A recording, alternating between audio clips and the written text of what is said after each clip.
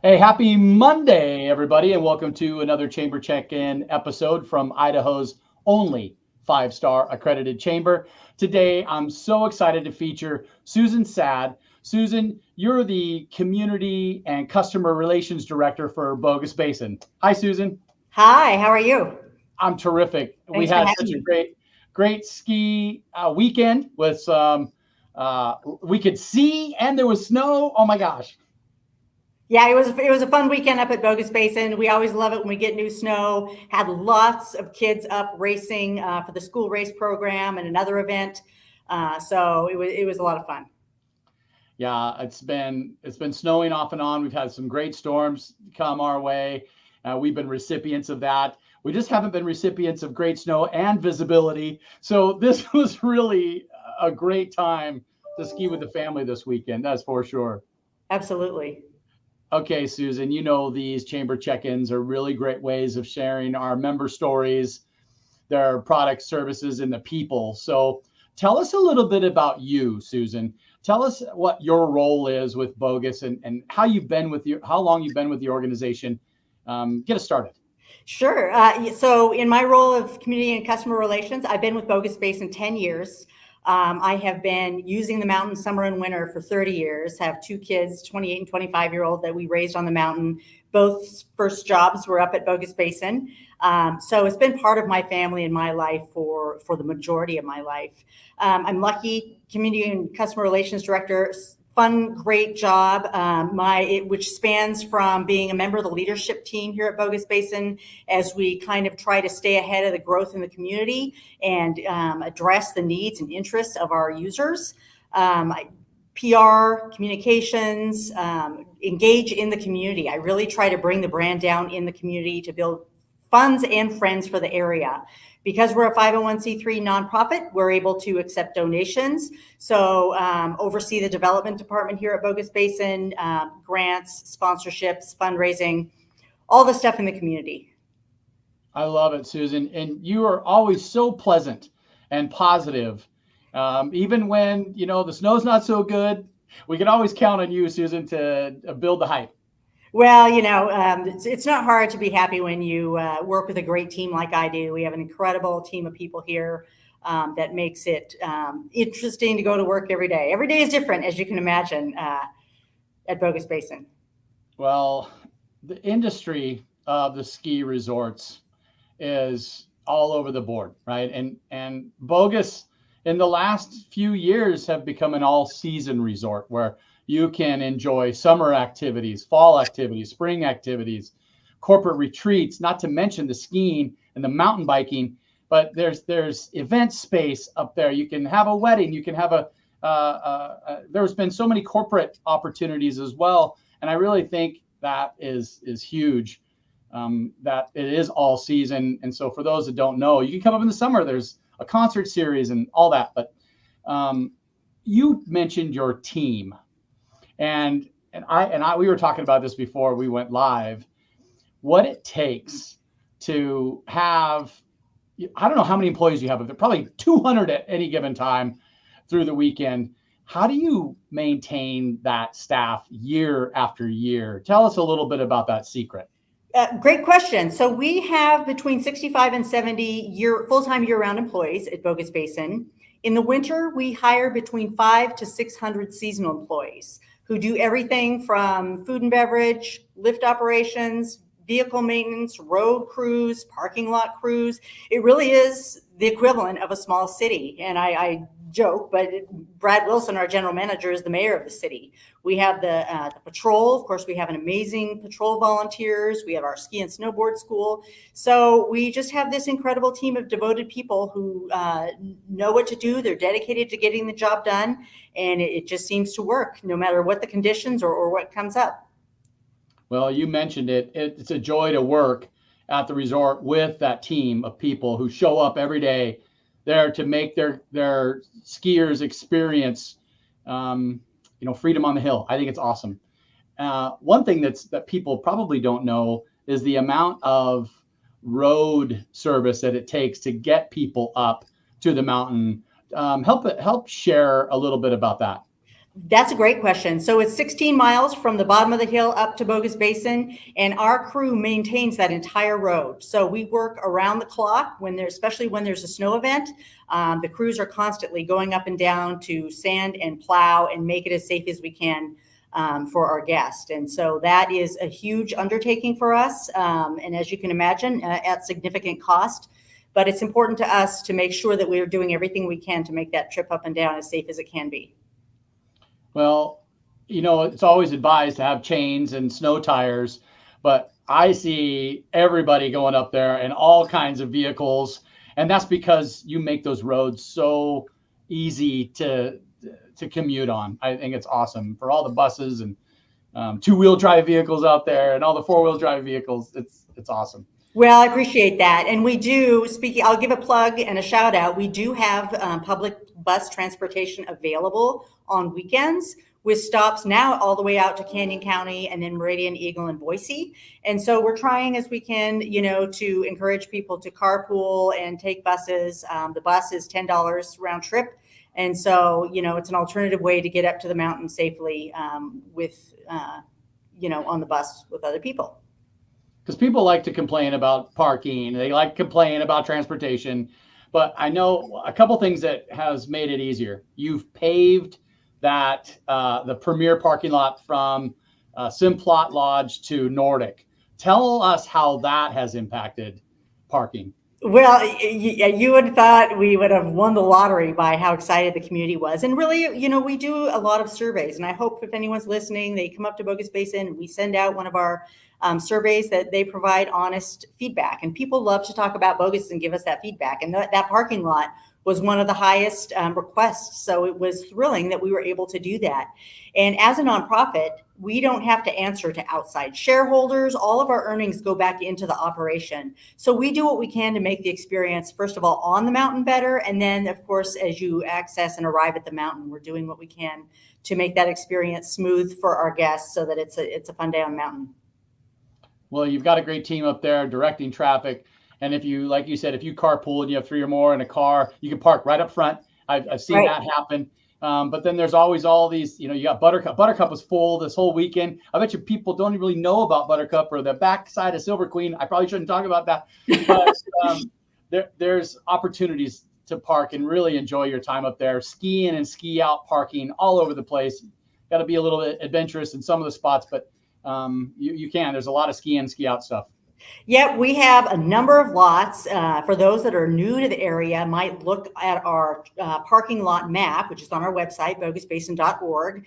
On those big days like we had this weekend, we have our team that facilitates the parking and also does regular and constant check-ins in all the lots. So we have a very clear idea of where the parking is available. We also, our marketing team takes drones to look above it to make sure that we are doing what we can to park as efficiently as we can. And so, this weekend, we had a lot of people up, but we know that we never had to turn anyone away for lack of parking. And so it's just a matter of being patient. We'll help facilitate and help you find it. We have our shuttle bus that runs in the main parking lot there, so we can get you close to the lodge. And so, it takes a few minutes sometimes, but we'll get you out of the mountain, and it's amazing how short the lift lines are once you get out there. Everyone is absorbed into the area, and we're so lucky to have 2,600 acres to have fun on. Well, and the night skiing there as well. When we were leaving on Sunday around 3:00, we saw several cars coming up for the afternoon. So that helps distribute the flow of folks as well. Yep, that's right. It's, but a key part of our mission is to be affordable. And so we offer our night season pass at $99. You can ski from 6 to 10 for the entire season. And, as the community continues to grow, we have been able to leverage our long operating hours at Bogus Basin. We're open every night till 10 o'clock. So what we've been able to do is lower prices at off-peak times, like today, Monday. It is, there's not many people up there at all. And so a midweek pass is lower. The night passes cost less because there's more capacity up there. And so we've been able to accommodate people who are looking for lower price points and also encourage users to come up when the area is less busy. Susan, you mentioned season pass sale, and maybe we'll just go right into that. There's so many different ways to invest in some fun at Bogus Basin. Tell us a little bit about the history of season pass sales and when we start and what the listeners should know for this year and maybe some of their different choices. You mentioned the evening pass, the season pass, but there's something for everyone. There is something for everyone at the season pass sale, and we'll be making an announcement next week about the exact 10-day stretch it is. The typical late February into early March will be our time frame. And, season pass holders are the backbone of Bogus Basin. We have the community right here, and we have so many people who have bought those passes for generations. And so this pass sale is a huge deal for us. And so we are getting ready internally for the pass sale. We haven't released the products yet, but there's going to be an exciting new product available. So you'll be seeing an announcement about that next week. And that really kind of reflects what I was just talking about, that effort on our part to try and encourage people to use the area when it makes sense at different price points. So we're excited to be able to add a new product that you'll be hearing about soon to the mix, and hope that everyone takes advantage of to buy a pass at the best price of the year. Well, we'll be there again. We're always excited. Our family season pass is amazing to have. All of our kids can take advantage of it. And what I found out this year is during those holidays when you're experiencing the peak volume of customers, you're like, we can't sell day passes today. This is just for our season pass holders. Explain that a little bit. Yeah, that, also part of our strategy to make sure that we are, most importantly, prioritizing season pass holders at the area. We control the number of tickets we sell on weekends, and the numbers that we sell are dictated on the time of year, the conditions, what's going on at the mountain. So there was that day where we elected not to sell any day tickets to make sure that we had parking capacity and room for our value season pass holders to come up at the area. And so it's a formula that we've developed and refined over the last couple years. We do like to have the ticket purchasers up there because those are generally the new skiers. We want to introduce new people to the sport as well. And so it's this balancing act that is it's fascinating and interesting, and we're constantly tweaking and trying to accommodate the most people that we can to have a really positive, fun experience. All right. You can't divulge the announcement yet. But what can you share with us today? What's new? What's going on in the lodges? I've seen some great improvements in Pioneer Lodge. What's going on at Simplot? Any new chairs? Tell us. Help me. Yeah, share. well, I think, in the last 9 years, I think we've have more than $60 million now invested back into the area. And the bulk of that is our snowmaking, and early season this year was rough, and we relied completely on snowmaking to get us open. And so we're so grateful. That initial investment came from funds from the community. It was a fundraising effort that allowed us to have snowmaking at Bogus Basin. And so that is a big investment, and down the road, we will be expanding that. For now, the big news is that next summer, we will be replacing 2 chairlifts at the area. The first one is the coach chairlift. So for those listeners who have young kids and spend some time in line there, that's one of our pinch points. So we will be replacing the coach chairlift with a 4-person chairlift, a quad, and extend the lift. So the run will be almost twice as long. So you'll have more time and space on that area, the beginners. The second lift we're replacing is the Bitterroot chairlift. That's the one behind the Pioneer condos.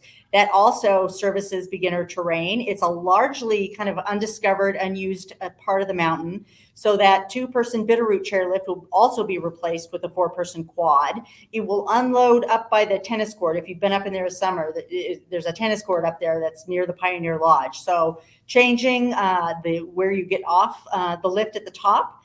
So that'll be just like a whole new area to discover at the mountain. So those are going to be our big new projects for next summer. Always other things going on as well, but we're pretty excited about that.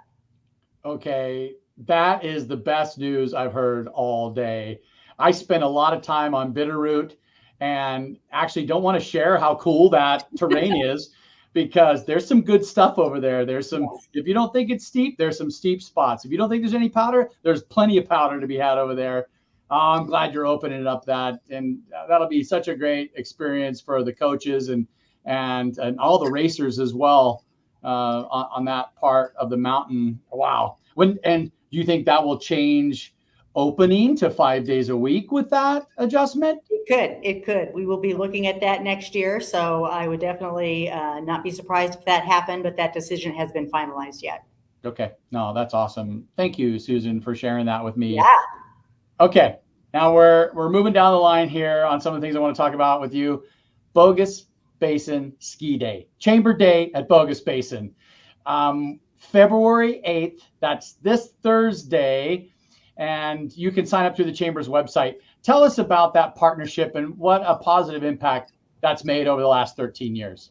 Oh yeah, well, I was looking at this. This is our 12th year hosting Chamber Day, believe it or not. Wow. So looking forward to having a great time up on the mountain and hosting our friends from the Chamber. It is a chance for you to kind of hear some of the things that are going on at Bogus Basin. We'll share some information there and just get out on the mountain and have some fun. And it looks like we've got some incoming snow. I was checking the weather forecast just before this. So we will be snowing right up to Chamber Day and may even have a couple inches of snow on Thursday. So we'll meet up at the Pioneer Lodge, have lunch, have some remarks, go out and ski and snowboard for a while, then come back in for some appetizers. So it's just a really fun day, a way to bring the community up collectively to the area and celebrate having Bogus Basin in our backyard. Not to mention some of the best networking opportunity as well. When you're out skiing and enjoying that fresh air at our local ski resort, there's some great conversations that are have and the business community comes out in full force. Like Susan said, it starts at noon at lunch at the 3rd floor of the Pioneer Lodge, and then we go out, we have some remarks, then ski on your own, discover some new territory. I always love trying to keep up with Brad and Clark. Those guys are amazing skiers. If I could just watch them ski, I could become a better skier. Right? Yeah. And Nate too. And ski with Nate. He's an incredible skier. With 40 plus years. I don't want to say that if it's not true, but I think it's 4 decades that Nate's been up there. He's probably born on the hill. I think that's so cool. We love Bogus Basin. Susan, thanks so much for taking your time with me today to help share a little bit about the new stuff. Season pass sale coming up soon with that announcement. It's usually 3rd or 4th week of February. And then get signed up for Chamber Day at Bogus Basin, and we'll meet you on the hill. Sounds great. We'll see you on the hill. Thanks, Susan. Have a great day.